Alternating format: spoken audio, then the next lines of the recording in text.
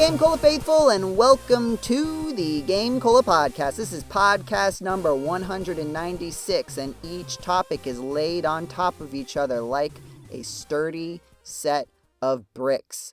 I am your host and podcast commander, Joseph Martin, joined by...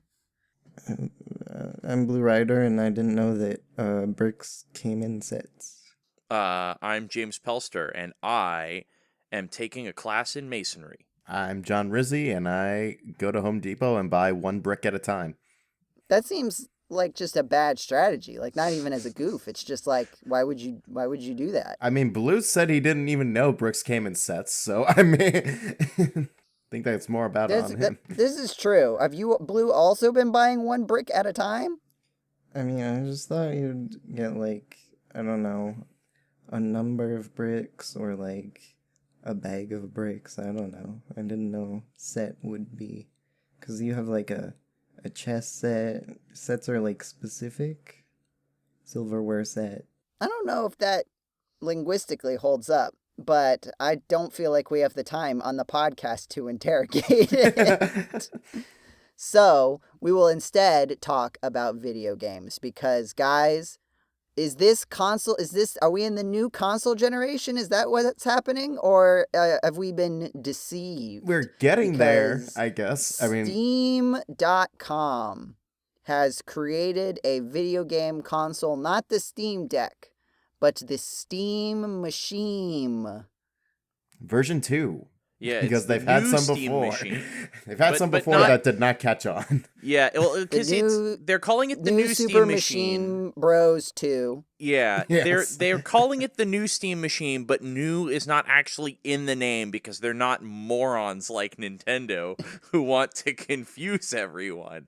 They just use it as an adjective to describe it when it's brought up, which is the better way to do it. From this, it sounds like maybe they don't want you to think so much about the original Steam Machine. Probably. But yeah, they made a box that plays video games. Yeah. Who would have thought that such a thing was possible? Not just a box, a cube. A GameCube, if you will. No, that's stupid. It's a cube of games, John, please. A cube of games. Yeah, but GameCube would never sell. Yeah. Well, that's why we're not calling it that. We're calling it the GabeCube. Ah. So here I'm gonna let me sit in my potential not big video game person chair and ask a question. Is this not like as if I just read an article? Is this not just like a computer? Like just like I could buy a computer and play video games on it. Why do I buy this computer and play video games on it just because it's shaped like a cube? Because this one will be priced competitively according to Valve. This is going to be like as much as a regular computer would be. Yeah, it's probably going to be priced more like a console. The hardware is going to be much more integrated, similar to like more like an Apple kind of product. And on top of that, similar to the Steam Deck, it's going to be certified when it runs SteamOS, which is Valve's own custom version of Linux, which is tailor-made to running games and stuff, including games that are made to only work on Windows through its extensive compatibility layer system. I see. What does it mean to be certified in this context? Well, as in it's made by the same people who make it. So in the same way that as SteamOS, opposed to all the things that are made by people who don't make it? Correct. So they because Valve is developing the hardware, they can ensure that the software is tightly integrated. So SteamOS can be run on any PC in theory, but it is designed first and foremost to be run on the Steam Deck. That was what it was created for, and later on they made a sort of more generic version that can run on other software. And components of it, like the Proton compatibility layer, is what allows most modern Linux computers to run a lot of Windows games through Steam. But SteamOS is basically a more console-like experience built on top of Steam and just basically similar to how Apple can tailor macOS to function its best and be tightly integrated with their hardware because they also design that. There's vertical integration, and so you expect to have a better experience on that hardware. I see. So, it's a box that plays video games. It can play most video games, but not Call of Duty. Apparently, people were having fun about that because they don't want to play Call of Duty anyway, which we'll get to. But, so I guess then they came out with a fancy new controller for it and also a fancy VR headset. That's also not their first VR headset, but VR hasn't really been making the waves ever since all of the big tech companies decided to move to LLMs instead of the metaverse, as they were just sort of cycling through technologies to spend a bunch of money on. Yeah, man, it doesn't even feel like that long ago when the metaverse and like augmented reality was this big, huge push. Like we had the Apple Vision Pro just a couple of years ago, and it's like renamed themselves after it. And now suddenly that's not anything you hear about. In the grand scheme of things, it really wasn't that long ago either. Yeah. And it's like, but they still have the Meta 3, which is still selling relatively well, but definitely not as much as Meta wants it to. And I think even the Valve's first VR headset, like, still sold decently, which is why they... And same with the Steam machines and, like, their older controllers. They still sold, like, decently, but not like grandiose of the amounts that they wanted. But this one really seems like the push to, like, they want this and probably need this to be successful. Well, so they're pushing it as hard as possible. On top of that, I feel like this just has a much higher likelihood of being successful because we know that the Steam Deck has been very successful, and I would say that one of the key ways to know that is just look at all of the imitators that have cropped up, like multiple different major computer and tech manufacturers have made their own competitors to the Steam Deck since it released, which I think is an indication that they think that it's a pretty good idea that can definitely sell if they're investing the time and money to make something like it. But the big thing, and I don't know too much about the original Steam machine, which I want to say was... That might have been 2015 when the original Steam machine came out. And I think that was when the Steam controller also launched. Yeah, and even then, it's like this. Even then, the Steam machine, like back then itself, wasn't really like a dedicated thing. It's like it was like a thing where like, oh, you can turn this into a Steam machine. You can turn this into one. But it was a dedicated box that you could buy. Yes, there was a dedicated box you could buy, but at the same time, it's like they weren't pushing you to buy that dedicated box specifically. And Linux as well, because I believe the original Steam machine was also running Linux as opposed to Windows even back then. Yeah. Linux, in terms of gaming, has come huge distances since 2015. That was 10 years ago. The gaming on Linux landscape is completely different, is wildly better than it was back then, and in large part thanks to all of the software work that Valve has also been doing. And then, like I said, SteamOS is just one part of that. The biggest thing is the Proton compatibility layer, which is built on top of another compatibility layer, because Linux, for decades, in order to run Windows software, has had a compatibility layer called Wine. And Proton is built on top of that to basically translate Windows-specific functions and code in programs into something that Linux can understand, and to do it in a way that performs well. And to the extent that these days certain games run just as well on Linux as they do on Windows, even though they're not natively meant to run on Linux. And that is the major factor why I feel like this very well could succeed, or at least succeed enough to be like a market success, or like a sales success in terms of, did we make money doing this.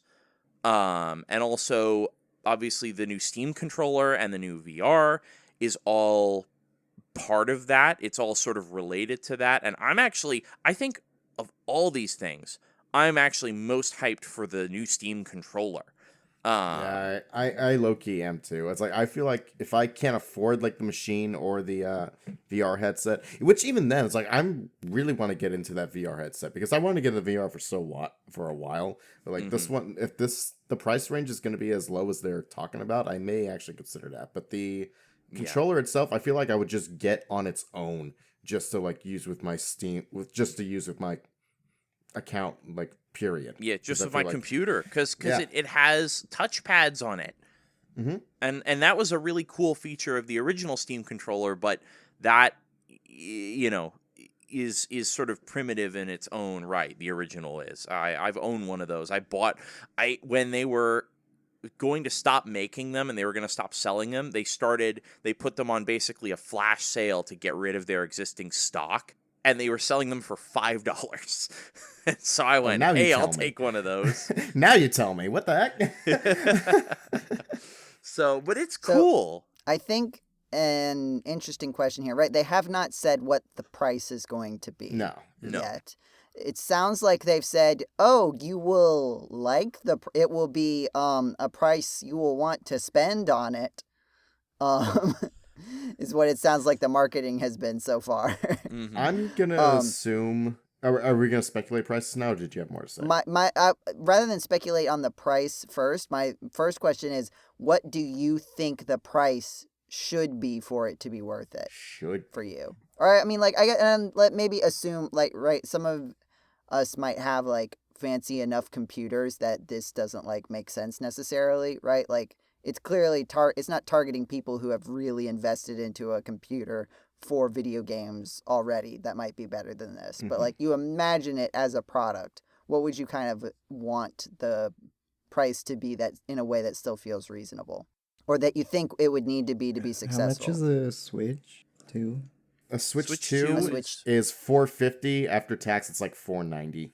Yeah, and then I don't even remember how much like a base PS5 costs these days. I want to say it's 500 something, It's like 525. they raised the prices recently, and Oh.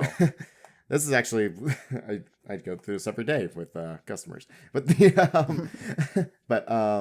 yeah. So like the Sony raised their prices to $550 for the baseline, like a PS5 Slim without the disc drive.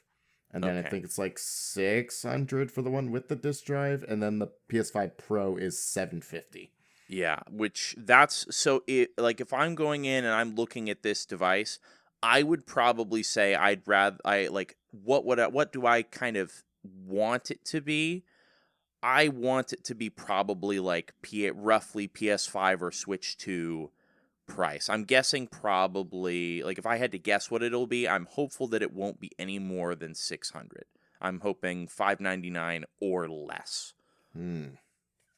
And even then, that would Yeah, probably be more than I would be willing to pay to get it because I Yeah. already have a gaming PC. Like, if you wanted me to get it despite having a gaming PC, it would need to be like just a few $100s. Here's the But thing, I though. highly doubt that. Here's the thing, though. I feel like its target audience isn't for people who already have a big gaming PC. Right. Right. Yeah, that's what we were saying. Yeah, I feel Yeah. like its target audience is going to be like for people like me who just has consoles and like I have a Steam account with a bunch of games on it, but I'm a creative. I'm a creative like industry guy, so I mainly have a Mac and I can't play a good like 3/4 of my Steam library. Yeah. I'm curious if you could do live stream. Didn't they talk about live streaming from it? They like did. maybe that would solve Yeah. your live streaming Yeah, problem. because They definitely would. it's just a PC. You can run whatever software you want. Yeah, Mhm. which That's kind of also funny. makes me So think- yeah, that's an interesting dynamic, But- John. Like as someone with a Mac Yeah. who would kind of want like another computer, but doesn't want to buy like a whole entire I don't different want computer just my for video whole games. my whole thing is that I don't want to spend because like I want to play like a lot of good games, a lot of like of the newest games, but to get them to run well on a PC, I would probably have to spend like $1,500 like minimum for like a decent PC, and like I don't even want to know what the new prices of the new video cards are. That's just for one part, but it's like, yeah, if this is gonna be, it's like if they want to compete with Sony, and Nintendo's gonna do their own thing. They're probably not even thinking about Nintendo, price wise. But if they want to compete with Sony and like probably push Microsoft out of the console thing game, they're probably gonna charge this probably like $750 to $800, because it's like if you could save like that, like at least $700 for a new Xbox, what's saving like $100 more just to get a Steam machine for your living room and play all Yeah, I don't know. your games there. It does depend on the kind of person they expect to be looking at this, right? Like, if you're going to be more expensive than the console, then you're going to lose out on the person who's like, I don't like the form factor of the Switch, so I'm just going to get the cheapest console that is better than the Switch. And so you're not going to get that person just like looking at the sticker price and being like, well, this one's like $800, but this one is $600, so I'm going to get the one that's $600. And I don't actually, like, John, I'm actually going to disagree with that price guess, because based on what I believe they were talking about in sort of some of their discussions of the specs that we've heard, is that this console is targeting the ability to play games at 4K 60 FPS, but I believe they are using machine learning upscaling to hit that resolution, which potentially means which is what the PS5 Pro is doing. But, because the regular PS5 can barely hit 4K 60 FPS unless it's like a very specific game. Right, but the PS5 also does not use machine learning upscaling, to my understanding. Like on a per game basis, but not on a hardware basis. The Pro does. It does? Yeah. That was their whole thing with it. It's like, oh, it has AI learning like upscaling techniques for it. That's what the whole thing about it was. I would need to double check on that, because I was under the impression that it was working under its own power to try and hit those. Yeah, I could be wrong, but for me, that sounds like what they were doing, like marketing wise. Yeah, because I personally, and again, they're also developing this console later than the PS5, so I would imagine that to hit the same kind of thing, they may need less powerful hardware, especially as upscaling techniques have improved. So like the technology that the PS5 or PS5 Pro is using may be older, like earlier generation upscaling tech than Valve is using. So it's possible, I think, like you were saying, what, $700, $800 you were thinking? I was like around that time. If they want to compete, I would say $700. I would hope that it would be less than that. I have a feeling, or at least my fingers are crossed, that even if they're targeting that kind of feature set or that performance tier, that it's going to be $600 or $700. My thing is that they're probably going to try and undercut if they can. I guess it's hard to know. Well, the real thing is, how well will it run GTA 6 when that eventually comes out? Well, the answer is that that's assuming it ever does come out, because boy howdy, it is in a bit of a pickle. Yeah, my stock prices on that felt the heat of that delay, but it's more than just the delay, because you saw they had the press release about it's being delayed to November 2026. There is speculation that it may not come out until 2028. Did you? Because I'm assuming you heard about what actually happened. Yes. Entirety. I'm just gonna take this just quick aside. The entirety of the development staff was laid off because they were trying to unionize. Yeah, it was unfortunate. So we have leaks that indicate that development is currently dead. That's an interesting strategy. Yep. I don't think that's going to work very well for them.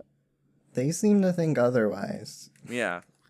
Now, Blue, you of all people, I would think, would understand the lack of correlation between things that big companies think are good ideas and things that are, in fact, good ideas. Sure, I'm just saying.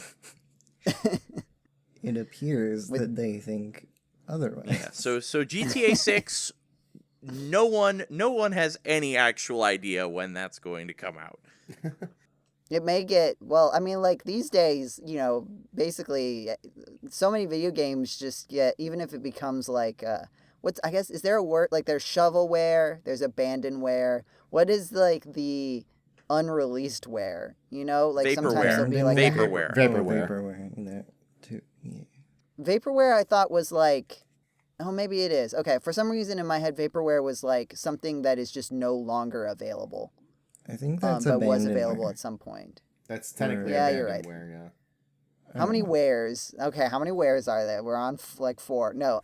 There's also I guess 5 if you WarioWare. just count WiiWare. software. Yeah, WiiWare. Software, hardware, WiiWare. DSiWare. Werewolf. Wait, no. Werewolf. Where's Waldo? Where in the world is Carmen Sandiego? Where in time is Carmen Sandiego? Oh god. But like, I don't know. Like, that would be funny if that's the only way that it ever comes out. But yeah, okay, I will definitely update my priors on when I expect that video game to come out. Yeah. Let me see, like 50% 2028, John, 50% literally how many now. of I us feel are like they would- excited for it? I mean, I'm legitimately excited for it. It's gonna be a massive like impact on the where on the industry now. where in time is Grand Theft Auto? There it is. But yeah, no, I feel like they would rather like shoot themselves in the face than delay it all the way to 2028 after all this hype, time, and money has been put into it. Well, they should have thought about that before firing the entire development staff. For sure. But it's like And I'm with the certainly whole- not. And actually, I'm also going to say this: I'm no longer going to like. If that's actually, these are all just leaks, mind you. These are like all like very, very NDA. This is just leaks. But there are definitely like if that was what protests. Rockstar did, then I'm sure as hell not buying the game now. Plus, You can I feel like you can pound sand, Rockstar. also it's like that doesn't add up like a lot with how much time it has this game. This game has reportedly been in development since at least like 2017, and they haven't like unionized the development staff for that yet. Like before then, that doesn't make any sense business wise. But I don't know if I agree if they're constantly fighting every step of the way to make sure that they don't. But that I don't know. Like something about that doesn't add up to me. And because like but that's just me. Like I don't believe everything I read on the internet. I always like when I read a headline, I'm like, okay, what's the actual story here? And I look into it. It's like, oh, it's not as bad as the headline says, because how many times have we done that whenever we read something? And like you said, it's like all NDA stuff. Let me actually correct myself. Actually correct myself. I'm checking an article from PC Gamer, and it says that they fired and then this is just directly quoting the article, over 30 employees. So that And does the not rest say are now protesting. I think now that they being went- said, the protests are apparently the protests involve 220 employees, but not all of them are fired. Some of them are just standing in solidarity. Yeah, everyone is protesting because those people got fired for trying to unionize. Yes. So it was not, in fact, the entire development staff, from what I'm reading. So let me correct myself there. Okay. Yeah. And when it comes to this stuff and like business stuff and basically in the creative industry, it's like, yes, unionizing will definitely help like people like artists like in the long run, especially today when most stuff is being taken over by AI and like people are losing jobs left and right because of it. It sucks. It absolutely sucks. And I hope that they find a solution for all this. And like I feel for the people that were laid off, and yeah, it's just a really bad reality for that. It just sucks. Speaking of bad reality, we have 2 topics that I could be segueing into on this. This is fun. You were sitting on that for a while. I think the one I think one thing that speaks to this, right, is like a general sort of crumbling of the AAA industry. We talked about this a bit, I think on the last podcast. But like the big budget video games are kind of struggling in the current era. And it seems like the stuff that's actually doing well is like high tier indie, right? Like indie developers that either like have some successes under their belt so they can spend a lot of money and time, or like find a way to kind of get financed for their big hit. So there were leaks for the Game Awards nominations. But also like it sounds like maybe when was it supposed to be known? It basically it sounds like maybe it basically leaked like 3 hours before the stream went up. Like the official announcement. Okay, like come on, guys. Like this is not like a big like, oh my gosh, they leaked the things. It's like also they leaked the nominees is like the lowest stakes leak ever. Right. Like yeah, I didn't expect them to like do it the same day. Like, why would you like even go through the effort of leaking that? It's like, what clout are you gonna get? It sounds like it was. I thought it was just. I didn't see how exactly the leak happened. I figured it was like just someone like accidentally scheduling a tweet to the wrong time. Honestly, probably. GameCola has the opposite problem.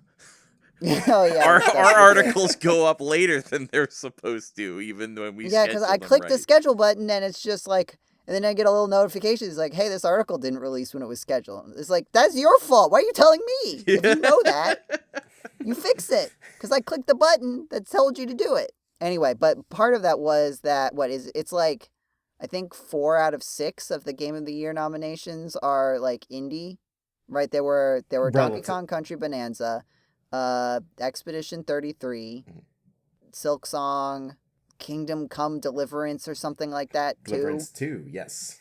Death Stranding 2. Oh, Hades 2. And Hades 2. Hades 2, yeah. So I think that's just kind of part of this, right? Like these biggest, like making the biggest video game ever is no longer what kind of works. Like not to say that if you we've made the biggest video game ever wouldn't be like a nominee for the Game Awards or for big award shows, but that the people who are trying to do that are not succeeding in making the good video game that's really, really big. So I don't know if that's a change in markets, a change in like the economics of it, these kinds of struggles that we're talking about with GTA 6 here, where they're trying to, these tensions are boiling to a head. You know, they're putting the AI in the Call of Duty, and that's why everybody doesn't care about playing it on the Steam Deck. If you saw that meme, it took me a while to figure out what was going on there. It's like, I mean, I don't want to play Call of Duty, but I don't see why people are so vehemently like, usually people just don't play the video game. They don't get so mad about it. But now I understand. So I think, I don't know, I kind of like it because I've always preferred like video games that have a clear point, are like kind of focused instead of just trying to be literally everything all the time. But I know that there are a lot of people who like that kind of style, and I do feel kind of bad for them, right? Like GTA 6 would definitely be trying to aim for that kind of category. But, you know, that's not like Mega Man. So like why would you even think that I would enjoy it? You know? Kind of a silly thing to think, isn't it? That's so true. Yeah, and then all the categories, like, this year specifically was, like, a really good year for, like, good games, but it was a great year for indie games. Like, this was the year, like, a bunch of indie games are, like, people, like, love Expedition 33 and the new Dispatch game because they were all based from, like, ex-Ubisoft devs that got laid off, and they just started up their own passion projects, like stuff they pitched that Ubisoft turned down. Dispatch was ex-Telltale devs too. Telltale devs. Yeah, well, that makes a lot of sense. But yeah, but the point is, it's like it's all these nominees and people praising these games that like it's just basically us telling like, hey, we don't want like the big corporate games anymore. It's like I almost said big pharma, but like in that same vein. I don't want big pharma games either, John. I'd like to put that on the record. I know there's a whole series about it. It's called Resident Evil. But but at the same time, it's like even like the there are big games by big studios that came out like everyone doesn't like Call of Duty right now, but everyone's loving Battlefield 6 because it's just like a return to form of like classic style 360 for the most part. For the most part, I gotta tell you, John, I've only seen people complaining about it. And Yeah, it's I was probably gonna a loud say vocal my friends are minority, complaining about it, and they're big Battlefield fans. I mean, I'm just going by. I don't think that they're an accurate representation of the player base, but they are loud and constant. So, True. I mean, you can hear that about like any fan base ever because it's there's always gonna be loud. true, absolutely true. Just more so in this case. But, like I'm not trying to figure. I'm trying to know things about Battlefield 6, and I am still hearing people complain about it against my will, which does not happen for many people. I assume people feel this way about Pokemon. Like, there's got to be people who do not play Pokemon who are like, okay, guys. I've heard nothing but bad things cares. about the new Pokemon game. I'm just saying that. But like comparatively, Battlefield 6, like actual like critic reviews and everything, like critics love it, and while the user score on Metacritic isn't great for it, it's better than what the last Battlefield game was. That's for sure. But either way, it's Battlefield 1. No, 2042. Oh, 2042. Okay. Yeah. Battlefield 1 was like 3 Battlefield games ago. Oh, okay. Because Battlefield was maybe I'm thinking of Battlefield 5. I can't I can't remember. You know how Valve can't count to 3? EA can't count in a straight line. There we go. I didn't know EA made Kingdom Hearts. Don't give them ideas. But yeah, no, it's either way. It's people are like preferring Battlefield 6 over the newest Call of Duty, which is like the first time that's happened since what, the 360 days, I would say. I just like saying Call of Duty. Call of Duty. CALLA space DOOTY. Call of Duty. Yeah, no, even like Kojima's game, like Death Stranding 2, it's like essentially, it's not like an indie, but it might as well be like in terms of their philosophies and like their creative push into the industry. It's like essentially it's an indie game. It's an auteur game. It's an indie studio with a lot of money. Mm-hmm. Yeah, right. That's what I was saying. Right, like it's not like these tiny budget games.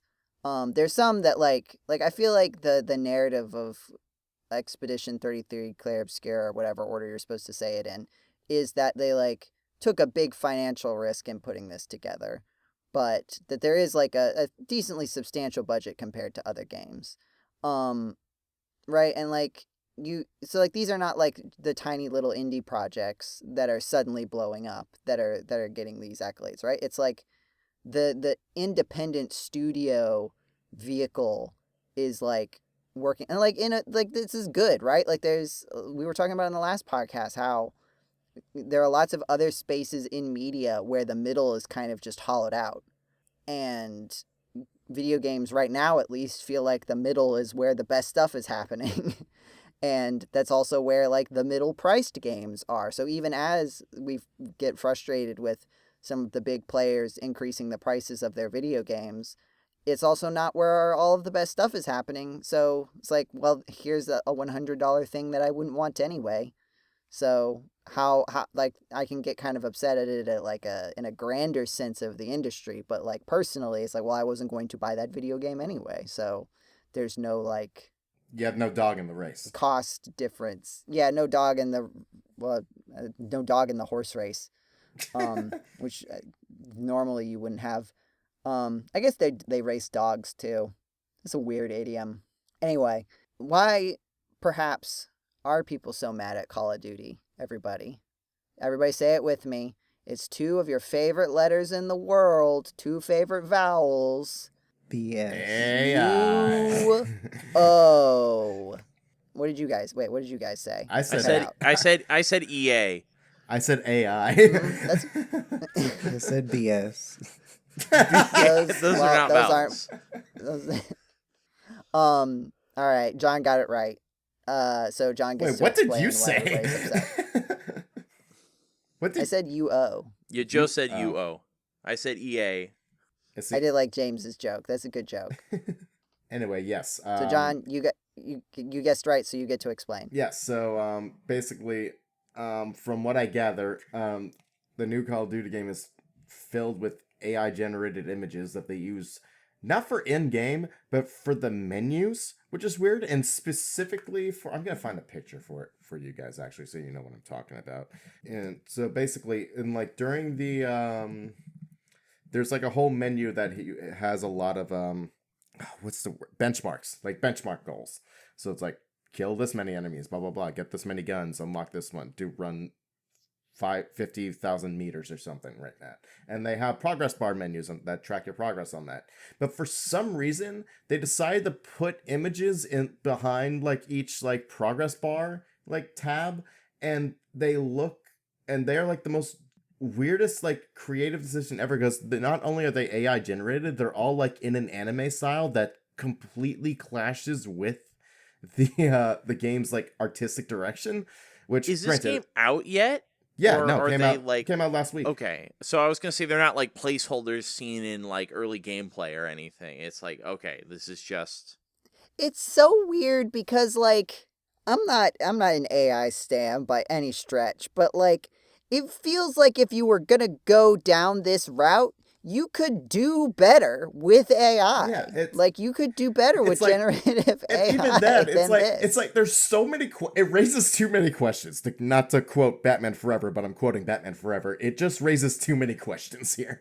But what I heard is that the art they use is from a model that's like the most like amalgamated of every art style, so it averages out to be like the most bland art style possible.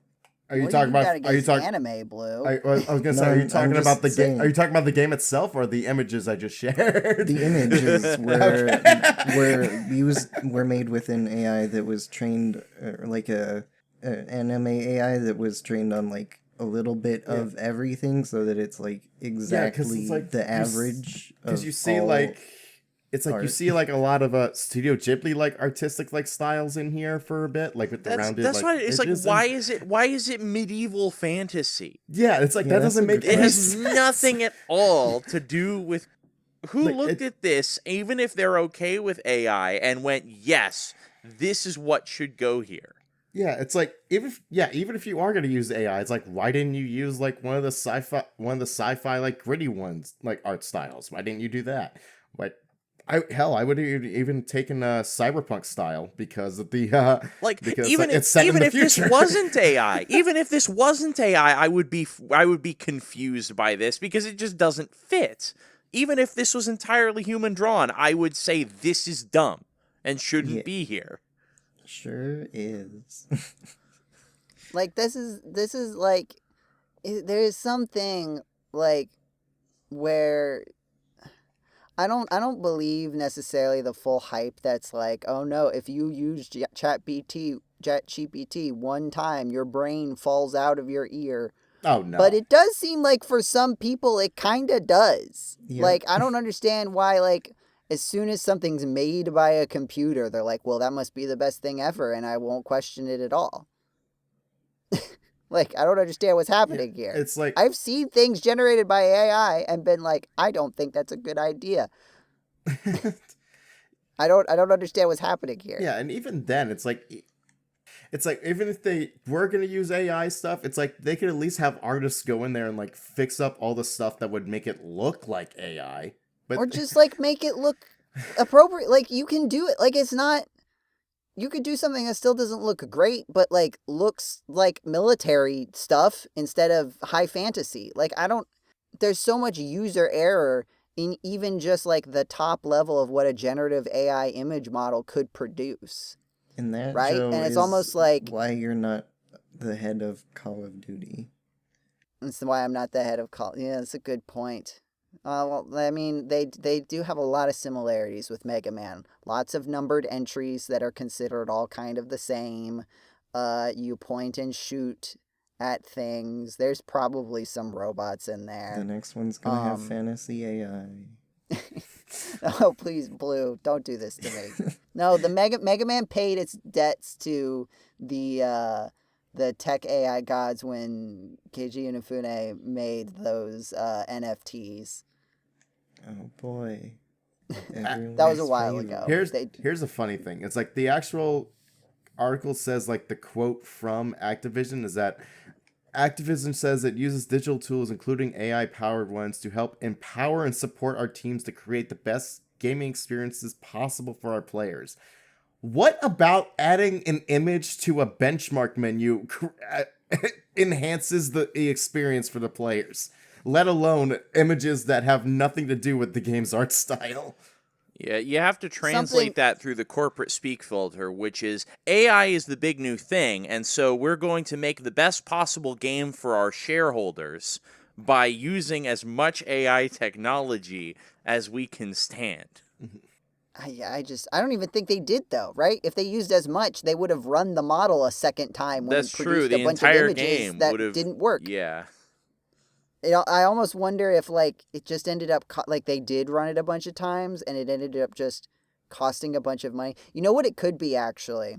All right, here's my theory. My theory is that individually, they could get better images for each, like, thing, but this style was the only thing that they could get to output consistently for all of the images. Yeah, wait. You know what I mean? That makes right? sense, Like, yeah. maybe you can get one thing that looks like a good military plane, but then you try to make another military plane and it doesn't even look like the same art style. Whereas, like, this is like, well, okay, we can at least make them all look like the same art style for this, so we'll go with that. I wonder if that's what happened. Maybe.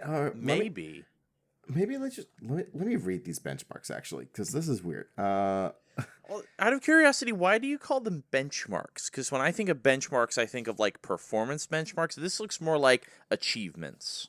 Well, that was the best word I could think of. I was thinking of, like, the Spider-Man games call them benchmarks. Gotcha. I just figured I would clarify it just because, like, for any of our listeners, not looking maybe on the website if we decide to include this in the show notes, but, like, otherwise I feel like they might, like, if they want to look it up themselves, it might be easier that way. Well, you know what I hope doesn't use AI for visual presentation? What, Joe? I feel like you should have a pretty concrete guess based on what we talked about before the podcast started, James. Come on, use that brain. I believe in you. 3. ChatGPT hasn't ruined your brain yet, James. I believe in you. No, new images from the Legend of Zelda. New images from the Legend of Zelda live-action movie. I genuinely actually forgot, despite the fact that I'm looking at the images Discord right in front of my the face. Images that John shared. Yes, I'm looking right at them, I did not remember. When I opened up the Discord, and the first thing to, like, look at the images that John shared, and I saw the Legend of Zelda images, like, oh no, these aren't AI, are they? I thought these were just regular screenshots.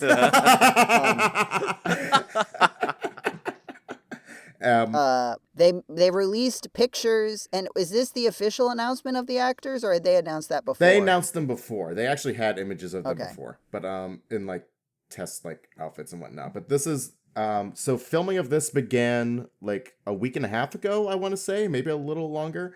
But there was a set video leaked by I think a PA or whatnot, because it was very close to the set. But the where it just showed, like, the actress playing Zelda, like, getting on a horse and talking with whoever was playing Impa or another Sheikah person. But it looked cool. I was like, oh my gosh, wait, it's real. I was like, I was like, oh my god, it's actually happening. And then literally, like, this morning, Miyamoto tweeted out these images from the set. And full disclaimer, as someone in the movie industry, these are not what the movie's gonna actually look like. yeah, that's what I figured. Right, these are just they just, like, took pictures of people while they were on set. And that happens. Like, there's no effects or anything. Yeah, and that happens all the time. You saw it with, like, the last Spider-Man movie, where, like, everyone was in, like, their costumes and everything, and it was just like really high quality photos that they took on set because they had, like, 5,000 cameras there. But and probably for the poster as well. It does confirm a couple things, like the basic design of Zelda, right? Yep. Zelda is blue, not pink. Yes. So that, trends the expectations more toward, like, a Breath of the Wild type story.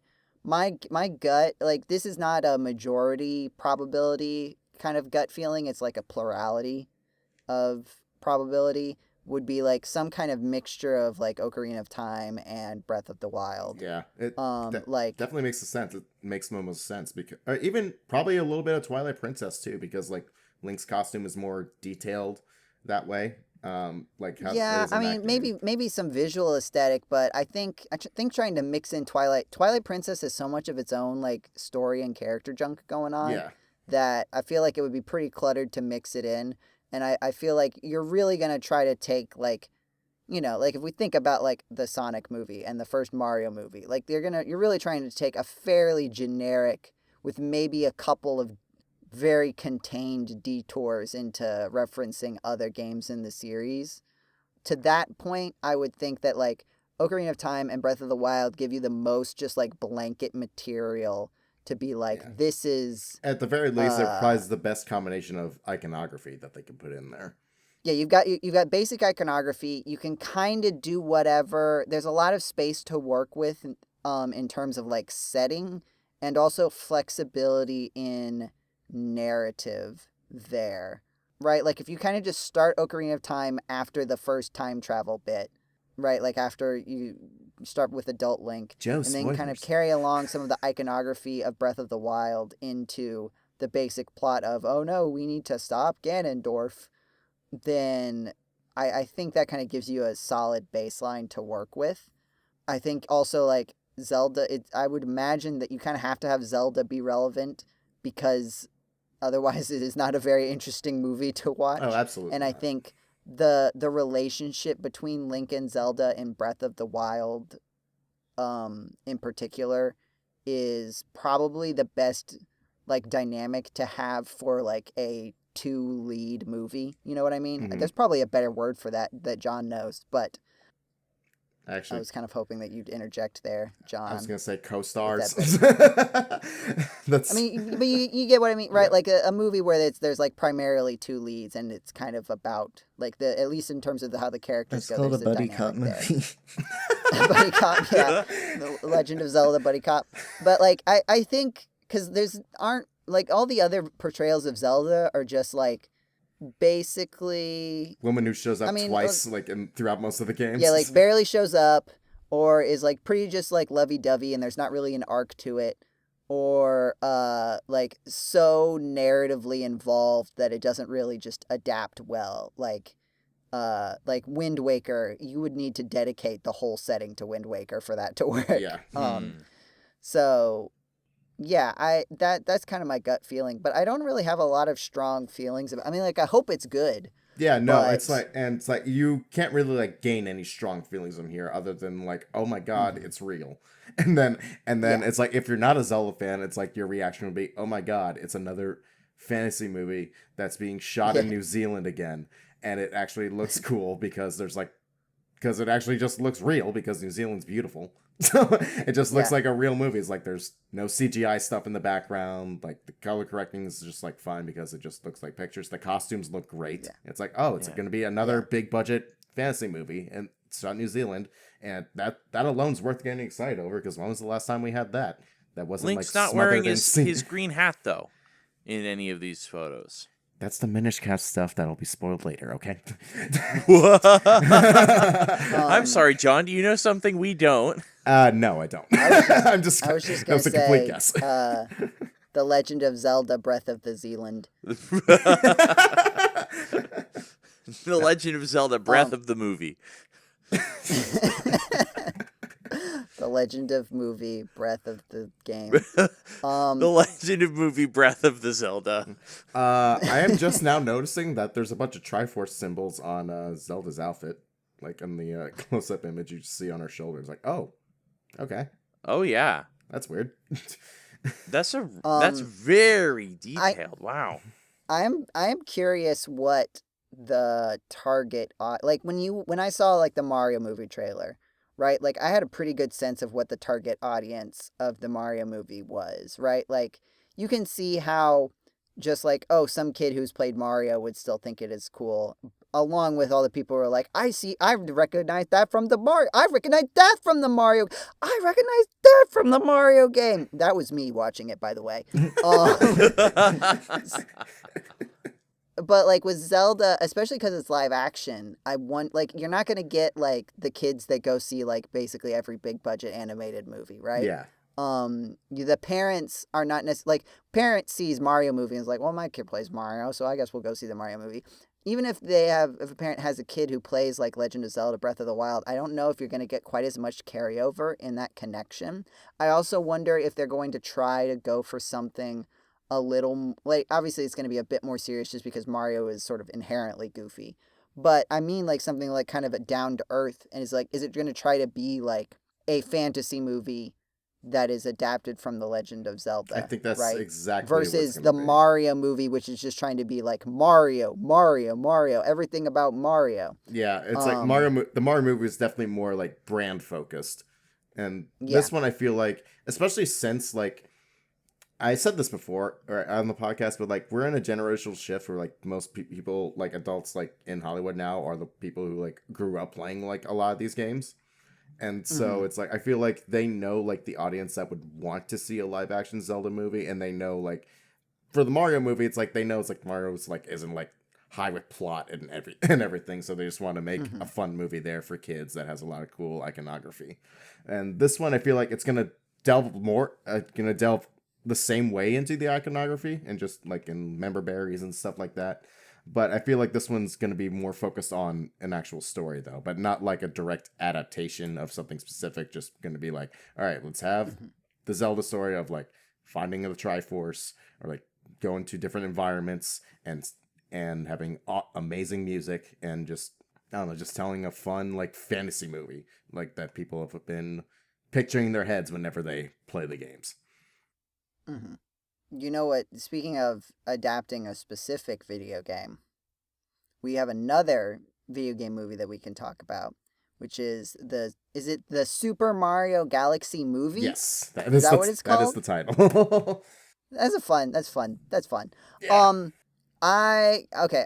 So I have opinions. I am excited just as a baseline because I liked the original Mario movie, and I think from what I've seen, I feel like it is going to be in the same ballpark of quality, which is good enough for me to like go see it.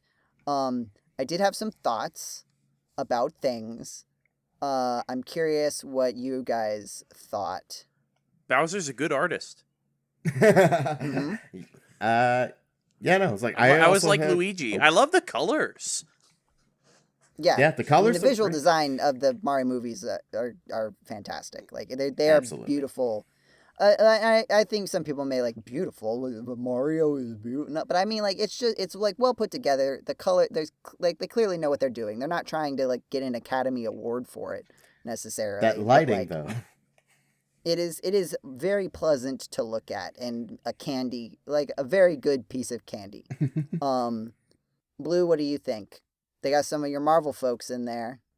I didn't watch it because I didn't really care much for the first one. How could you do this to me, Blue? I needed your opinion because they added another Marvel person to the Mario movie cast. Okay. Is Mario? Yes, they got another every new movie they just replace it with another main lead from a Marvel movie. No, they revealed, I guess. I mean, revealed Rosalina like in the Mario Galaxy movie, like you didn't know that she was gonna be there. I'm shocked. But then the main villain was revealed as Bowser Jr. I think they're people are being too hard on Bowser Jr. I like the Bowser Jr. that they've put there. He's I also think that it is a good. His he's eyes the just look a Mario little Odyssey funny. Bowser Jr. as well, isn't he? With like he's Bowser sporting- Jr. Bowser He Jr. has is not his in that weird game. like Wonder outfit from Mario Wonder. I'm pretty sure. Yeah. Oh yeah, it's Yeah, Mario he's Wonder, got not some modern, up to date like characteristics to him, which I think is good. Like that, I think that is the way that it was portrayed was good. I think what people were making a joke that they made like the same sound as is it the Prowler from Spider-Verse? Hmm. Like the like when he shows up. Yeah, they just Um, reused the sound effect. People were complaining about the eyes. I kind of do. I kind of agree with that. I did notice the eyes, but like I know I'm pretty sure I know exactly what happened there. They started with the black dots and then realized that in like an actual movie and not a video game, it's very hard to like see where the character is looking and like convey emotion with just solid black dots for eyes. And so they're like, okay, well, we got to give them pupils. And that was like the cross section of like what worked to communicate visually and what Nintendo would accept. And I'm sure there was a committee meeting and a handshake, and it was kind of the best they could do to satisfy both sides. I got used to it, seeing it a couple times.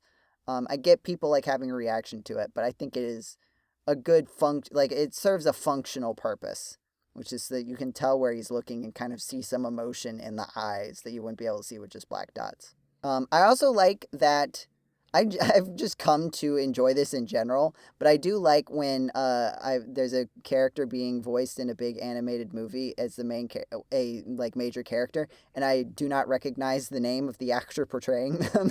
Oh, are you talking? I'm like, yes. Well, because that means that the selection was made because they were a very good fit for the voice, and not because Shigeru Miyamoto watched a Marvel movie and was like, you.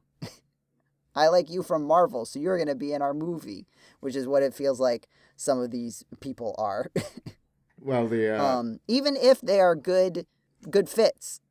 I do know this actor though. If you're interested in learning some of the history. Oh no, I looked him up on Wikipedia, right? Yeah, he's mainly a director, a very good director too. Right. Yeah. Right, like, and I think that's interesting, but also it kind of speaks to like, oh, they thought that this guy was a really good fit. Right? Like they didn't think like, oh, we got to get this director to voice Bowser Jr. What's his name? You should say his name for people so that we're not just talking Benny around. Safdie. Benny Safdie. He directs a lot of indie like A24 movies, and he had a part in Oppenheimer. He's a good actor, and he's a great director too. He's a good screenwriter as well. But then Rosalina is Brie Larson. Okay. Which is right. So yeah, Blue, you're already, the gears are turning right in your head of like, well, what's this gonna mean? Because people have a lot of dumb opinions about her, and I do not want to reflect those there. No, right? it's like, I'm not even saying then... that she should not be Rosalina. I'm saying that I'm pretty sure that any good reasons for her being Rosalina it was more just, again, this is more to do with the fact that Chris Pratt ended up as Mario than anything related to her. Yeah. Because I tried to trust that. And then there's a scene in the trailer where Bowser like comes out and says, "Hey, Luigi," and then he's like very like frustrated and upset, like, "What's up, Mario?" And it's like, this is how I feel about the actors. Yeah. I think it might be a little telling that I think Mario has like the least lines in the Mario movie trailer. No, he has one. Yeah, it's a meme. Trash. And it's an instant meme. He says 2 words. Yep. In the whole trailer. I do, and someone also told this to me separately, so I feel a little more justified in saying this, that I'm a little frustrated that it seems like they are girl bossing Rosalina.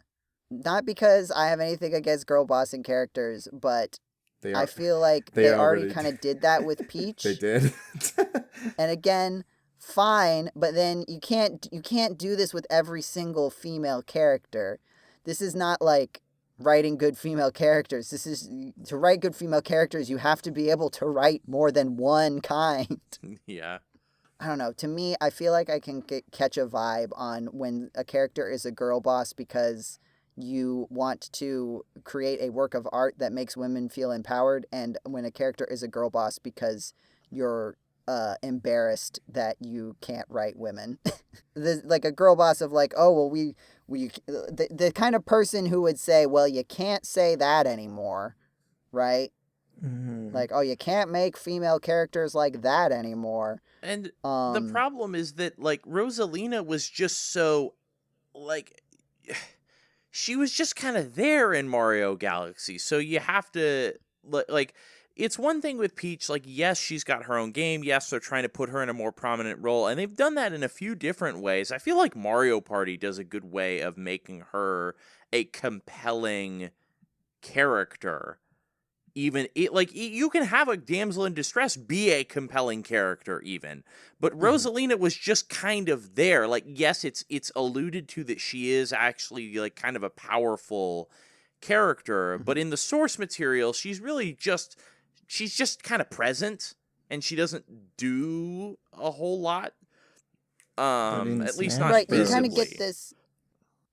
this vibe that like she's not like letting on as much information and as much agency as she could. Yeah. Right, and like that's kind of like set up also like with the framing of like the storybook sections, right, where this is like a revelation of who this person is, right, and like the whole kind of conceit of like Rosalina is like the one character in the world of Mario that has like a conceit, a theme beyond just like a character description. And it is that she is someone who is dealing with the grief of losing her mother by taking on a motherly role for other people. And that is also kind of reflected in her role of the game. Like she is kind of the, you imagine a parent with a child, and like a child's trying to like open something. And the parent could just come in and open it, but you're going to let the kid like try to figure it out. That's kind of the vibe she gives off of like, hey, look, I could just solve all of this, but like this is your thing and you're going to figure out how to do it. And I'm taking on more of like a guidance role. Mm-hmm. And like it's not like a super strong theme. There are definitely cracks in it in terms of how you want to like consider it, but like it kind of matches the vibe. And to just have like the first thing that you see of her, like, KO, like run a final smash KO on a big boss, and you're like, this just isn't the vibe. And it just feels like you are scared to write any character that is not like this girl boss archetype. And you can write positive female characters. You don't even have to go into damsel in distress. There's just other interesting things to be than a girl boss. Mm-hmm. And again, one girl boss is fine, but two girl boss feels like a limitation in your writing ability. But that being said, it is also like one scene. So like the vibes could be different. It could just be like, oh, this is like the one action scene that she's in, and they put it in because they thought that would make the trailer look flashy. Yeah. I don't know. You could tell me if I'm off about this, but it kind of feels like someone who watched Captain Marvel, the movie, and took away all of the things that the weirdo critics had to say about it, but then were like, but good, actually. That's upsetting. At the very least, they were probably just like, oh, she's got a good voice. Mm-hmm. Because voice Well, acting. she's a big actor. She's in Marvel movies. Like, and again, I'm not saying like you could come to casting her. Like, it may end up being a good decision, right? Like, I've seen people say like arguments and talk about why she could be a good fit for this, just because. And I say could just because the movie isn't out yet. I don't know. It just doesn't like, if it is, it's like lucky, because it does not feel like, again, this feels like the same way that Chris Pratt ended up as Mario. And if she does a good job with it, that is all up to her. That would be all. If she has a good performance, then it is up to her, because it didn't seem like it was, or I guess I shouldn't say it, like it could have been. Maybe I'm being too cynical here. I'm really just still dealing with the wound of Chris Pratt Mario. It's That's really where it like really just if felt if like you we're not we are not casting this person because necessarily of their ability to do this character. We are casting this person because they're recognizable. and Kind of and thing. I should let me walk it back. Let me walk it back a little bit, because because they did this with Bowser Jr., that like maybe this is like just what happened. Like maybe she ended up on the list just because of Mario. Like even if that, like because not because of Mario, because of Marvel. But Marvel Rio. maybe they did take a more structured approach to it this time. Maybe they felt like they had more flexibility, and it just ended up that way. What's happening here, I think, maybe is just that once you kind of break that trust, it's kind of hard to get back, right? Like you just, with the first performance of Chris Pratt Mario, and it just wasn't, like, it was just clearly stunt casting. Like I've never seen anybody be like, think anything other than it's just stunt casting. And once you open up the bag that says, oh, you're willing to just stunt cast, then anytime an actor who is particularly famous shows up, right? Like, I think the same thing about Jack Black. Like, he is he does have a long history at this point of, like, great performances in animated movies. But, like, is that why they put him as Bowser? Or did they put him as Bowser because he was a famous person that they could attach to the project? And it just so happens that he also is pretty good at voice acting. Or very good at voice acting, I should say. I feel like Jack Black was a more inspired choice than Chris for sure, though. Right, but that's what I'm saying. Like, you can have is it inspired or is it lucky? I'd say it's more. Yeah, it's true. definitely more inspired. It could potentially be like a post hoc kind of. Mm-hmm. Yeah, I think the argument is that it could be like now that we hear his performance and we go, oh yeah, no, he was great for this role. But then it's like, it's hard. Do we definitively know in the slightest that was the reason they actually cast him or not? Yeah, and that's a fair point. The other thing with Girlboss characters, I'm harping on this, and you feel free to critique how much I'm focusing on this, but I have a lot of thoughts. So Joe, what you're doing is are you gatekeeping girl bosses? Yeah, I am gaslighting you into gatekeeping girl bosses. The problem with a girl boss character in a movie that doesn't have the main characters as the girl bosses is like you have to constantly come up with wacky justifications of why the girl bosses aren't like doing everything. Especially when you have Mario and Luigi to be the ones doing everything. Right? Like, if you're going to write a story where the two principal characters are the two brothers, that's not the best format, I feel like. You've got your work cut out for you if you also want to have the main female characters be girl bosses. Because then to act on that, they need to have, like, agency. Because if they just do a bunch of cool stuff in, like, the like, few scenes where they're relevant and then just aren't around, you're like, well, then what is the point? What's going on here?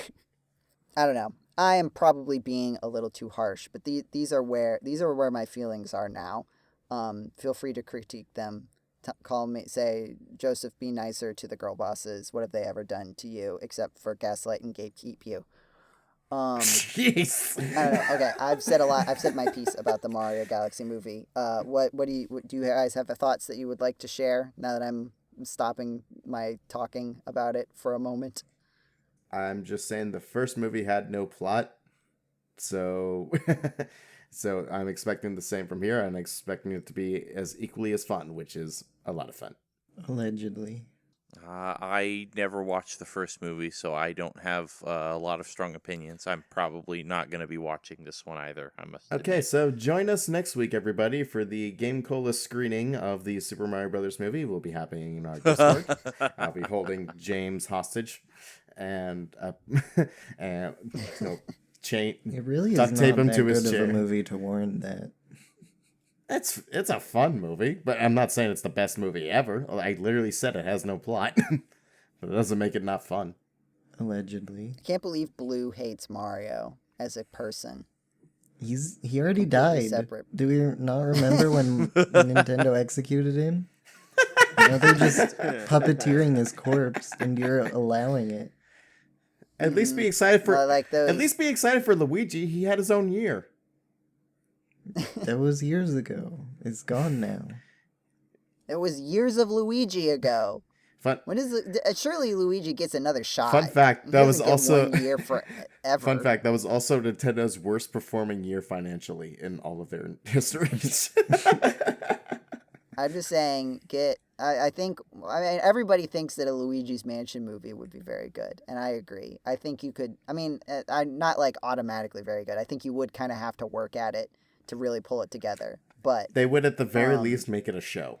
I mean, I don't know about that, but also making the next movie Luigi's Mansion. That way, you can, when you bring Daisy in, and she is also once again a girl boss, the other girl bosses won't be around at least, and so You know what's funny it won't though? be 3 girl bosses at the same time. You know what's funny though? The problem is that Character-wise, of all the 3 princesses, yes. I feel like She's the only one who has the Daisy- right to be a girl boss. yeah, she is the most conducive to a girl boss. That would feel the least out of character. I guess Peach, you can kind of like, also like you could. It's not just a girl. I'm really harping on this, aren't I? It's not just the girl bosses, but it just kind of feels like they're the same type of girl bosses. The like super like skilled, like physically skilled and adept and smirks as you explode, as the explosion is behind you, kind of girl boss. Like you could still even do like 3 different girl bosses, but it right now from what I've seen, it feels like the exact same kind of girl boss, right? Like Peach could be like business politician girl boss, right? And Rosalina, well, I don't know. I still don't know if girl boss is really the right angle for It's Rosalina. also But it's then, like you can just be like, well, I mean, it's also just like a generic sort of catch-all term, I feel like. So potentially Yeah. Tried to be it's up just to a woman. interpretation. What? no, they don't know how to write just a woman, Blue. They just don't know how to do it. It either has to be a damsel in distress or a girl boss. Those are the only 2 female characters, and you can't write damsels in distress anymore. You can't do that anymore. I'm just gonna say it. Where the hell is Anna when we need her? She's off being a girl boss. She's gaslighting. She gaslighted us. She gatekept us, and she girl bossed her way out of here. That's right, Anna. We called you out on the podcast. What are you gonna do about it? Mm-hmm. I mean, gaslight, gatekeep, Amber girl boss. Apparently, it's time for video games we've been playing in recent times, and I think we have quite a few. I'm gonna randomly select in my brain. James, tell us about your new Dragon Warrior adventures and how difficult they are. Yes. So I have just over the last few days been starting to play the Dragon Quest 1 HD 2D remake. I'm going to be playing obviously the Dragon Quest 3 remake came out first, but because I guess chronologically it comes first in the trilogy, but I just tend to prefer things in release order, which is now even more confusing because now technically the remake's released in the chronological order. But anyway, so I'm trying to follow the original trilogy's release order. So I'm playing Dragon Quest 1 first because I also have played the original, and it's pretty cool. They've added a lot Wait. So you're not doing it a release order then? You played the first one and now you just played the newest release. Well, I played the. Gotcha. I'm playing the remakes. Take that. All right, continue. But yes. So I've played Dragon Quest 1 and 2, the original NES versions, and now I want to play the HD remakes, or the HD 2D remakes, not to be confused with the HD remakes, which were basically just really cruddy mobile phone ports with terrible graphics that we shouldn't talk about because they're terrible. But cool. So this new remake is really cool. Music is awesome. They've added a bunch of tracks from later Dragon Quest games. They've added new enemies from later Dragon Quest games, although they all feel thematically appropriate for this land. So like in particular, they've added some enemies from Dragon Quest 2 that were introduced there. The battle system has been enhanced. That is to say that now you, the lone hero, are now fighting potentially multiple enemies at once, like you do in later Dragon Quest games. You also have a much wider repertoire of spells and abilities that are basically just pulled from more modern Dragon Quest games. So they've really, effectively, they have updated the original Dragon Quest to be a modern Dragon Quest game in a lot of ways. I think the game looks great. I know some of my friends have gotten kind of tired of the HD 2D aesthetic, but as someone who has not played many of those games, I think I played a little bit of Octopath Traveler when it first came out, and that's, I think, the only other HD 2D game I've played aside from this. So to me, the art style is very novel and interesting, and I think it looks great. And they've added a lot of quality of life features, of course, because it's, again, they're trying to make it a new Dragon Quest game. But one thing that they have preserved is the difficulty. And, like, oh my gosh, this game is absolutely brutal. It might be, like, I don't know if I would say it's more difficult than the NES original, but I feel like it is on par with it. And they have the audacity to actually give you an option to make it harder. They have a hard difficulty. They have easy, normal, and hard, which are called Draki Quest, Dragon Quest, and Draconian Quest, respectively, in the menu. So I just went with the normal difficulty because I feel like that's, the default experience. And some of these boss fights that I'm going into, I can't survive a single round of combat against them without being defeated. And so just today, I was facing a boss that was really difficult. So I spent about an hour grinding up 2 levels, fighting metal slimes. And after a couple attempts, I just barely scraped by after, switching my equipment around to get something that really helps against the kinds of attacks that the boss was doing. I just barely win. And it gives me only slightly more experience than one of those metal slimes that I was fighting. And I'm like, I'm sorry? Is this not supposed to be a difficult fight? Because it sure felt like a really, really difficult fight. It sure as heck is a lot more difficult than a metal slime. So I went, okay, this is fine, whatever, I'll move on. And then I decided to try and to do something. I went and took on a little side quest to find to find Erdrick's armor, which is in, like it is in the original game, it's in this destroyed desert town. But it's guarded by an Axe Knight. And he is insanely strong. I got the feeling after I beat him, because I did beat him using sort of a very cheesy strategy. You are clearly not supposed to fight him until much later in the game because he gave me 20,000 experience when I defeated him, which sent me up 2 more levels. So clearly I was not supposed to fight him yet, and it was only through basically exploiting a mechanic that I was able to defeat him. But by defeating him, I got Erdrick's armor, which gave me tons more defense, and that boss also dropped a really powerful shield, which gave me even more defense. I think overall, I increased my defense from about 250 points to about 330. So like an 80-point increase in defense. Which so it seems like the numbers are just completely different. Yeah, the numbers are very different, but my point is, I just bumped up my defense by a substantial amount by defeating a boss that I probably was not supposed to be able to defeat until later in the game. And then I went to the next boss in the plot order, and I can't beat them again.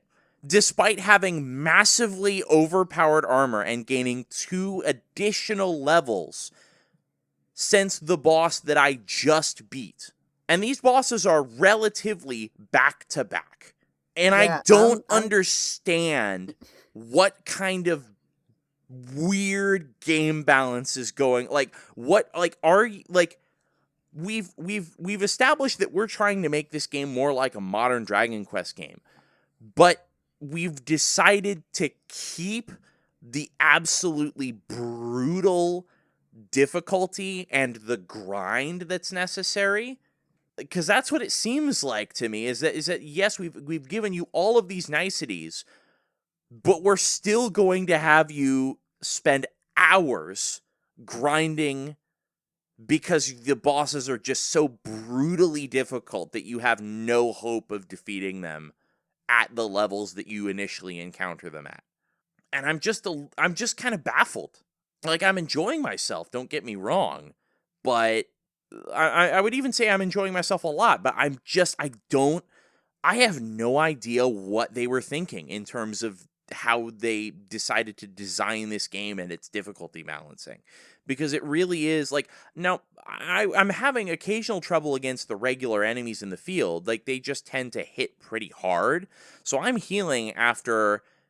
If I'm fighting the enemies in a new area, I'm probably having to heal after every single battle, but I'm still able to get through it without, feeling like, oh, I'm in over my head.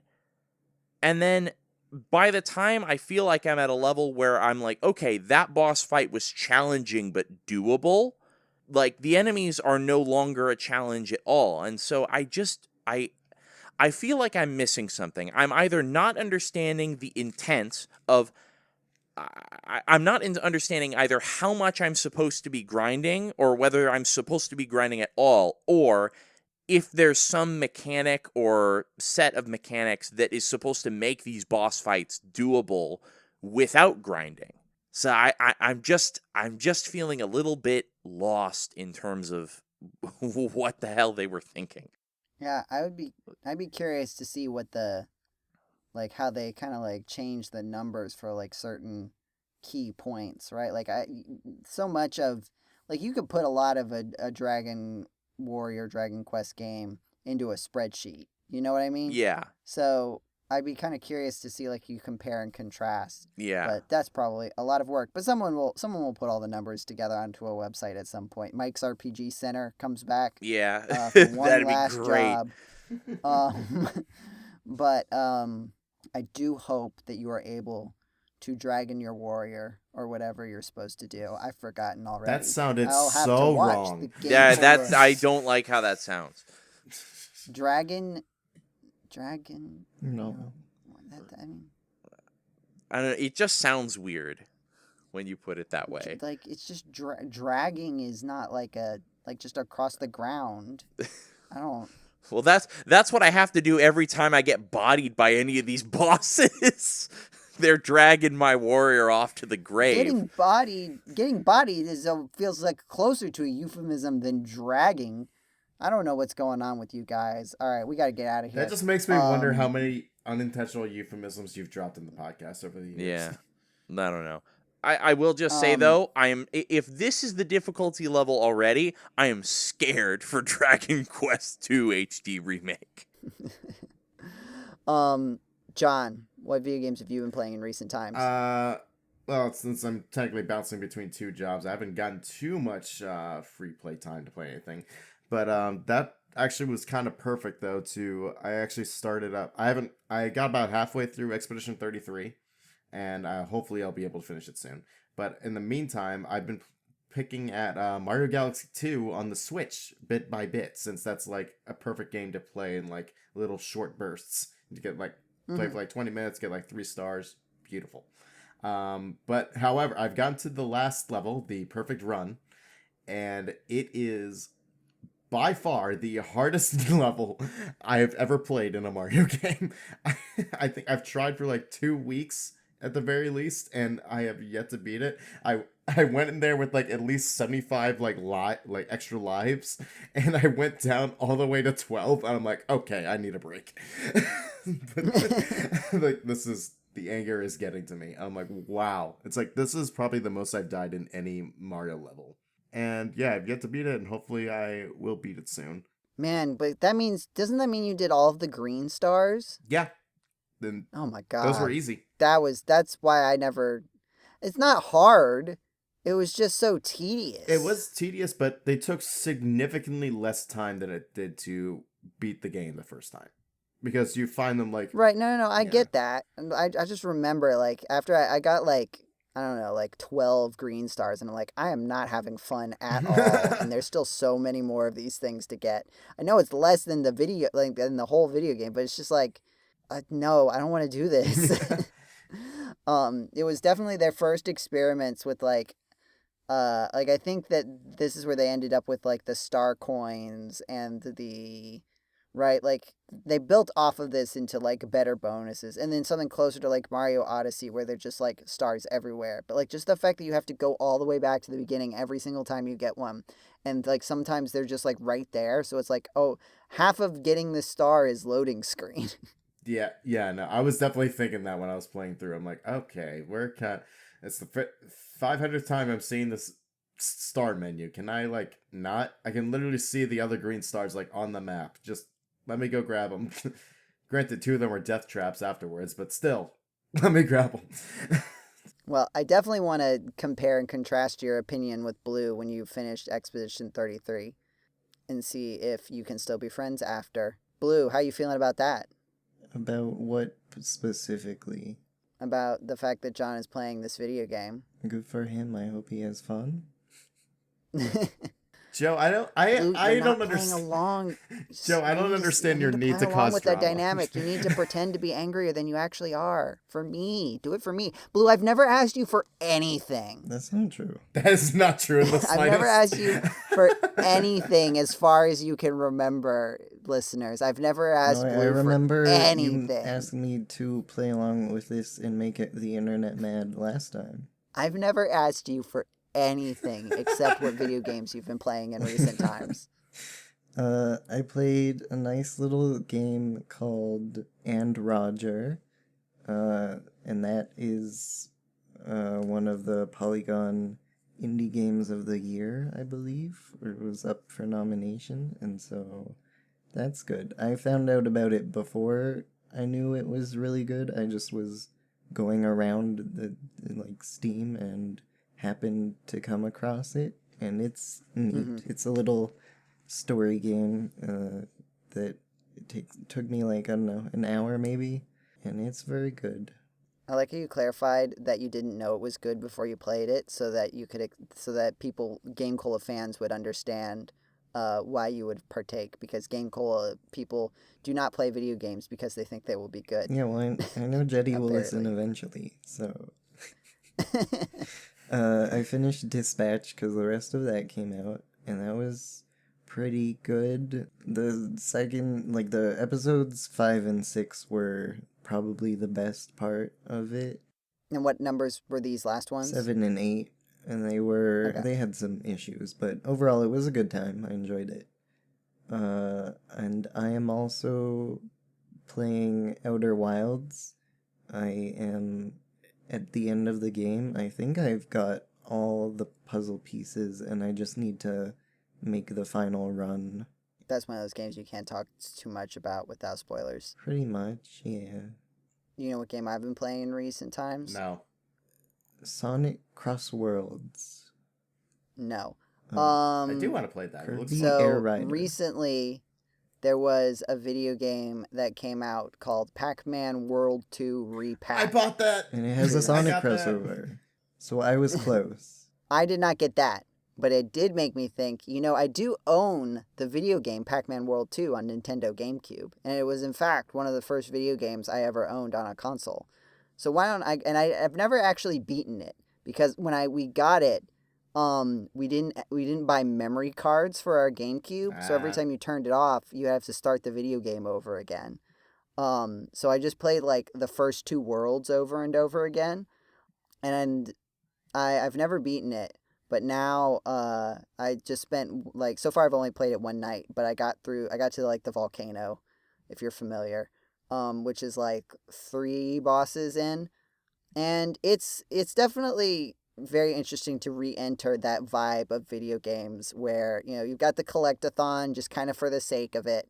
Like, you can, they have these lists of all the fruit that you're supposed to collect, but you don't, like, get anything for getting all of them. It's just supposed to be kind of its own reward.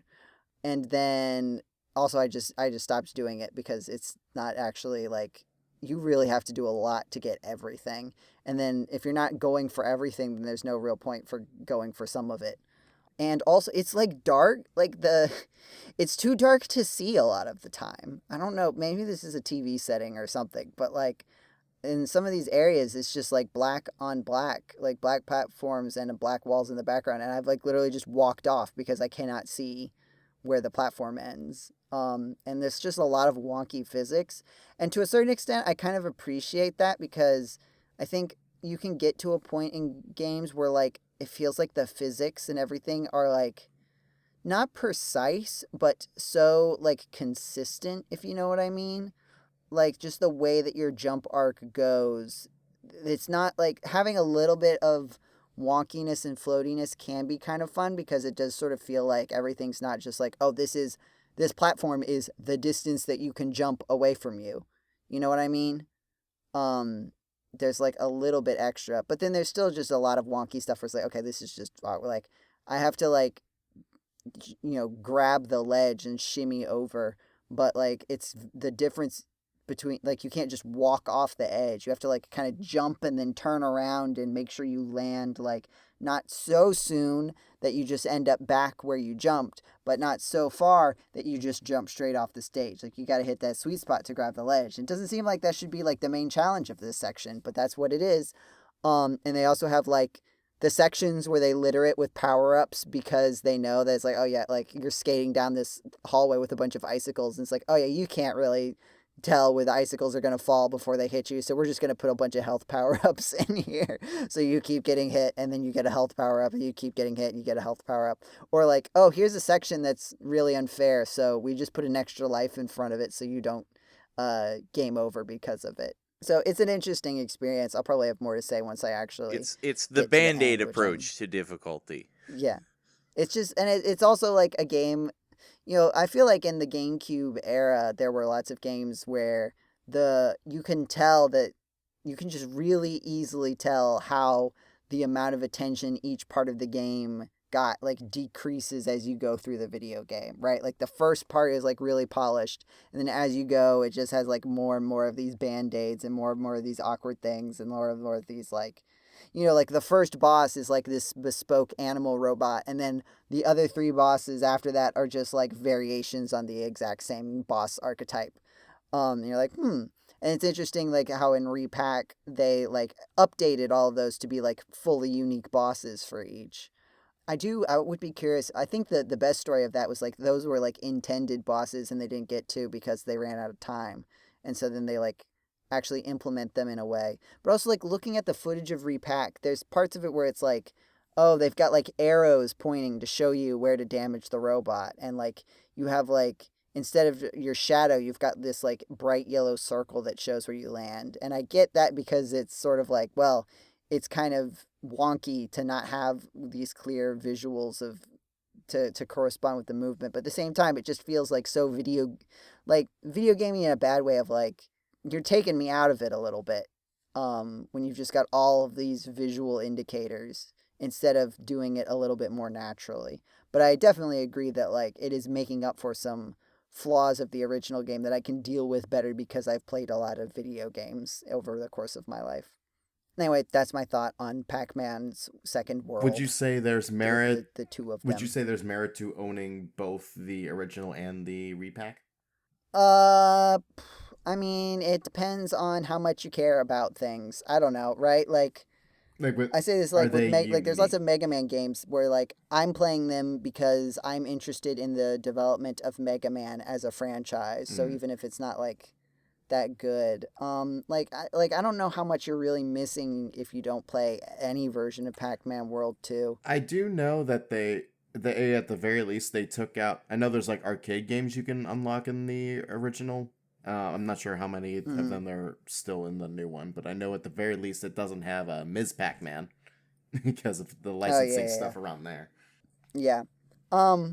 I don't know, probably not, honestly. Like if you didn't grow up with the Pac-Man World series, like that's kind of the most interesting part about it is that it kind of had like it was popular enough that a lot of people played at least one of those games. And World 2 they're also like the three Pac-Man worlds are very different video games. And it's kind of interesting seeing that, but like not really enough that if you didn't really experience any part of it, that it's that particularly interesting. I don't know, like maybe if you had played some of the other Pac-Man kind of like there are some other Pac-Man games that have come out, like the ones based on the Ghostly Adventures TV show that kind of had a similar like game formula. So like if you're interested in seeing like the evolution of that, maybe it would be interesting to play the GameCube game. But other than that, like if you have not played either, I don't really see a strong case for playing both of them. Yeah, no, because I have the PS2 version, and I was thinking about selling it, that's why. since I got the repack. If you already this is different. I'm thinking of someone playing purchasing it, going out of their way to purchase it. I think the calculus is different if you already have both. But I don't think we need to get into that because that's not necessarily a fairly relatable topic.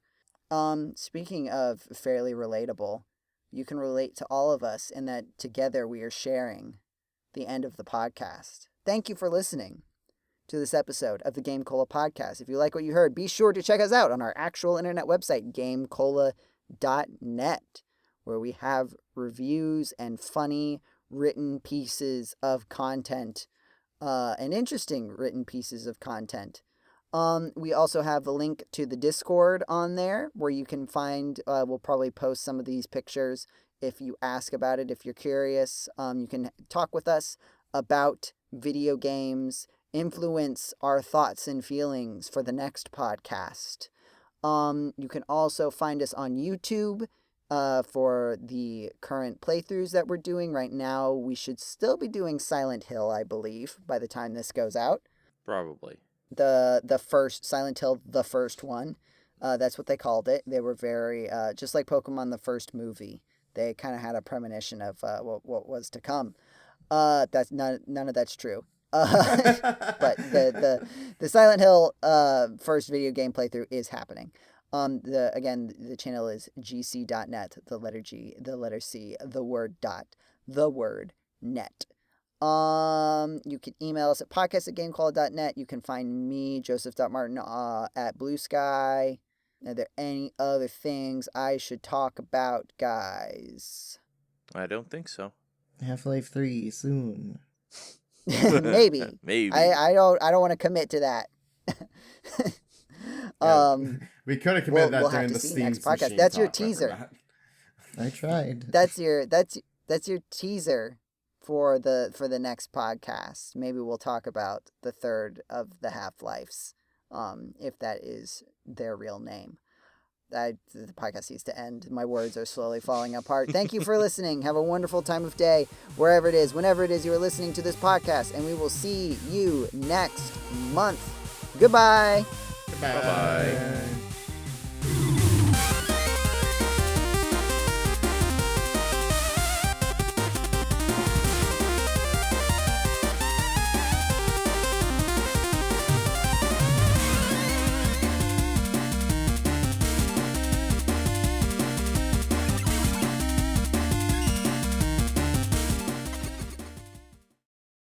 Yeah, I know we didn't quite get to everything, but we've been going. There was a lot of stuff anyway. That was still a meaty podcast. Yeah, very meaty. Meat cute? Is that anything? No, probably not. Nah. I don't want to think about cute meat. I never understood that term anyway. I don't actually know what it means, and It's like. Well, I know it's MEET. It's me, E.T. No.